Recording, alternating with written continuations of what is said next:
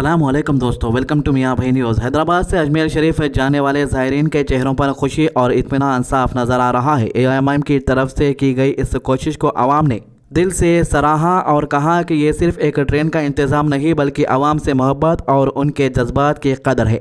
AIM party के रहनुमाओं ने कहा है कि हज़रत ख्वाजा गरीब नवाज़ का पैगाम मोहब्बत, अमन और भाईचारे का पैगाम है और मजलिस इसी सोच के साथ काम करती रहेगी।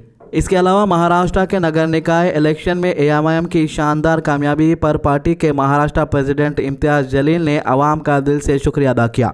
इन्होंने कहा कि ये जीत सिर्फ इलेक्शन की जीत नहीं है बल्कि ये अवाम के भरोसे, इनके यकीन और मजलिस की मजबूत सोच की जीत है। अवाम ने जिस भरोसे के साथ मजलिस को अपना सपोर्ट दिया है, इस पर पार्टी पूरी जिम्मेदारी के साथ खड़ी उतरेगी। इम्तियाज़ जलील ने वाज़ेह अल्फाज में कहा कि AIM हर हाल में आम आदमी के हक, इंसाफ और बराबरी की लड़ाई पूरी ताकत के साथ जारी रखेगी। चाहे मसला शहरों का हो, गांव का हो, तालीम का हो या रोज़गार का, मजलिस हर जगह आवाम की आवाज़ बनकर सामने आती रहेगी। ये कामयाबी एक नई जिम्मेदारी है और AIM इस जिम्मेदारी को पूरे इखलास और ईमानदारी के साथ निभाती रहेगी।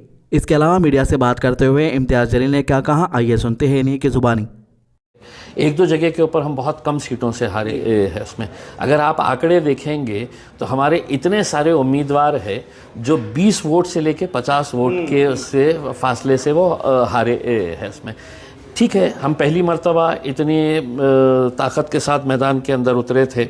कई जगह के ऊपर कामयाबी मिली, कहीं जगह के ऊपर नहीं मिली, लेकिन हमें खुशी है कि आज महाराष्ट्र के हर इलाके के अंदर हमारा एक नुमाइंदा रहेगा या 5 रहेंगे या 4 रहेंगे या 10 रहेंगे, लेकिन है। ये हमारे लिए बहुत बड़ी कामयाबी मानी।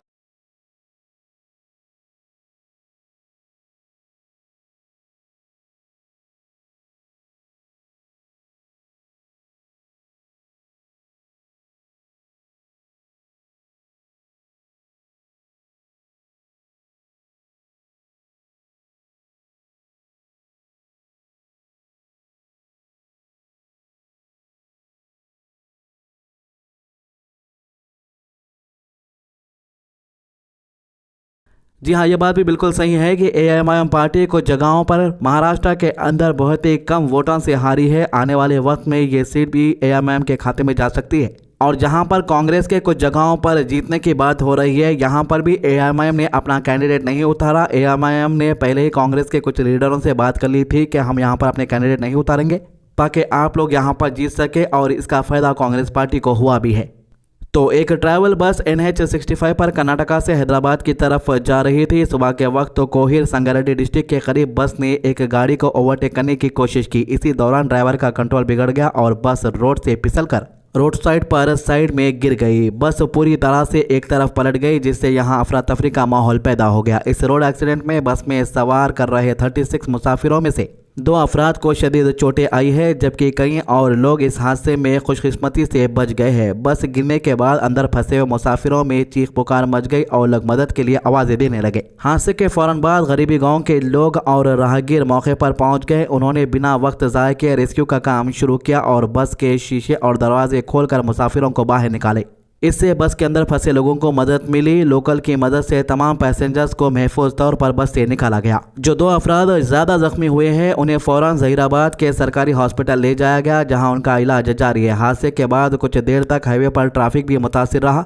ये वाक़या एक मरतबा फिर से रोड सेफ्टी और तेज़ रफ्तारी से ओवरटेक करने के खतरों की याद दिलाता है, जबकि लोकल्स की बरवक्त मदद ने कई कीमती जानों को बचाने में अहम किरदार अदा किया है। आपको बता दूं कि सर्द मौसम की वजह से सुबह में सड़कों के ऊपर फॉग जमा रहता है, सही क्लियरली नज़र नहीं आता, लेकिन इसके बावजूद भी कुछ बस वाले गाड़ियों को ओवरटेक करने की कोशिश कर रहे हैं, जिसकी वजह से रास्ता साफ नज़र नहीं आ रहा। ये ओवरटेक की चक्कर में ये लोग ऐसा काम कर देते हैं जिसकी वजह से बस का कंट्रोल इनके हाथों से छूट रहा है और ऐसे हादसे पेश आ रहे। हाइड्रा ने अंबर चिरवो, जिसे आम्बे चिरवो भी कहा जाता है, प्रगति नगर एरिया में एक बड़ी सफाई मुहिम शुरू की है। ये झील तकरीबन 169 एकड़ पर फैली हुई है और काफ़ी अरसे से प्रगति नगर, निजामपेट और कुकटपल्ली के रहने वालों के लिए एक अहम सांस लेने की जगह रही है। ये लेक पहले बहुत खूबसूरत और पुरसुकून माहौल का हिस्सा हुआ करती थी, लेकिन वक्त के साथ इसकी हालत काफ़ी ख़राब होती चली गई। प्रगति नगर और निजामबाद के लोकल लोगों ने हाइड्रा से शिकायत की थी कि निजामपेट प्रगति नगर रोड के साथ साथ जो चिकन मीट और फिश की दुकानदार बैठे हुए हैं वो चिकन का वेस्ट और जानवरों के बाकी बचे हुए हिस्से जैसे अंदरूनी गंदे हिस्से सीधा अंबर चेरुओं के किनारे डंपिंग कर रहे हैं। इस तरह के एनिमल वेस्ट के फेंकने से न सिर्फ बहुत ज़्यादा बदबू फैल रही है बल्कि झील का पानी भी शदीद तौर पर आलूदा हो रहा था, जिसने एनवायरनमेंट और आसपास के रहने वालों की सेहत पर बुरा असर पड़ रहा था। वैसे ही अंबर चेरुओ जो कभी एक खूबसूरत लेक हुआ करता था अब पहले ही बहुत बुरी हालत में है और इस तरह की गंदी हरकतों ने इसकी सूरत हाल को और भी ज़्यादा बिगाड़ दिया था। इन तमाम शिकायतों को देखते हुए हाइड्रा ने फौरन एक्शन लिया और झील के किनारे जो रोड से लगा हुआ हिस्सा है यहाँ से एनिमल वेस्ट और बचे हुए गंदे रिमनेंट्स को हटाना शुरू किया।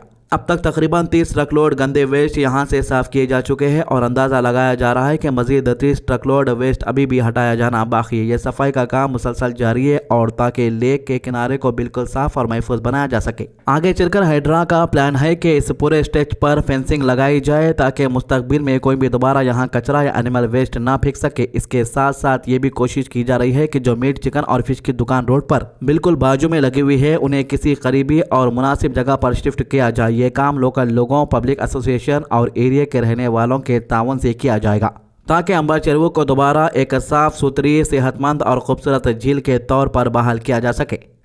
हैदराबाद के सुल्तान बाजार इलाके में पुलिस ने एक बड़े हाउसिंग स्कैम का पर्दाफाश किया है। इस केस में 2 अफराद को गिरफ्तार किया गया है जो लोगों को तेलंगाना गवर्नमेंट के 2 bedroom hall kitchen housing scheme के नाम पर धोखा दे रहे थे। पुलिस के मुताबिक ये दोनों मिलकर कम से कम 19 लोगों से पैसा वसूल कर चुके थे और टोटल नुकसान तकरीबन 39 लाख रुपए का बताया जा रहा है। गिरफ्तार किए गए अफराद के नाम उशिकेला विजय है जिनकी उम्र 45 साल है और दूसरे शख्स अंबन मुरली है जिसकी उम्र 54 ईयर्स है। दोनों को सुल्तान बाजार पुलिस ने पकड़कर अदालत में पेश किया जहां से इन्हें जुडिशियल कस्टडी में भेज दिया गया। पुलिस का कहना है कि ये दोनों अपने आप को पॉलिटिकल पहचान रखने वाले एजेंट के तौर पर पेश करते थे, लोगों को यकीन दिलाते थे कि इनके ऊपर सरकारी अफसरान का सपोर्ट है। विजय खुद को सीनियर ऑफिसर्स के तौर पर करीबी होने का दावा करता था जबकि मुरली को तेलंगाना स्टेट हाउसिंग कॉर्पोरेशन का असिस्टेंट डायरेक्टर बताकर पेश किया जाता था। इस केस की शिकायत कोटी इलाके के रहने वाले एक सोशल वर्कर सरस्वती ने दर्ज कराई। इन्होंने पुलिस को बताया कि विजय इनसे मुरीदराज कम्युनिटी की एक मीटिंग के दौरान मिला था। उस वक्त उसने कहा था कि यह सरकारी हाउसिंग स्कीम के अंदर आसानी से 2 बेडरूम हॉल किचन दिलवा सकता है। बाद में उसने मुरली से मिलवाया और उसे हाउसिंग डिपार्टमेंट का बड़ा ऑफिसर बताया। दोनों मिलकर लोगों को हैदराबाद और इसके आसपास के इलाकों में 2 बेडरूम हॉल किचन घर अलॉट कराने का झूठा वादा करते थे।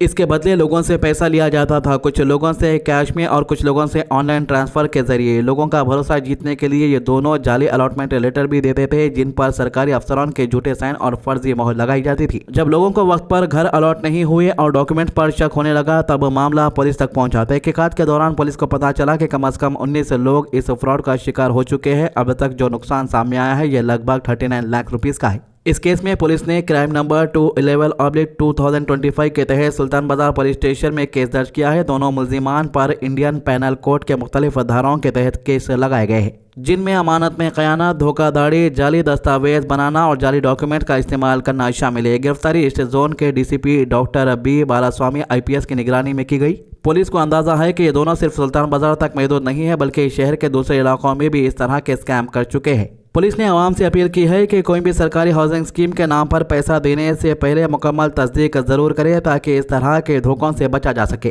तो ये थी इन मामलों के अभी तक की अपडेट। आज की अच्छी बात अल्लाह ताला कुरान में फरमाता है और तुम्हारे परवरदिगार ने इरशाद फरमाया है कि उसके सिवा किसी की इबादत ना करो और अपने माँ बाप के साथ भलाई करते रहो और अगर इनमें से एक या दोनों तुम्हारे सामने बुढ़ापे को पहुँच जाए तो उनको उफ तक ना कहना और ना उनको झिड़काना और उनसे बात अदब के साथ करना। कुरान सूरा 17 आयत 23। हमारे चैनल को सब्सक्राइब कीजिए, वीडियो शेयर कीजिए। अल्लाह हाफिज़।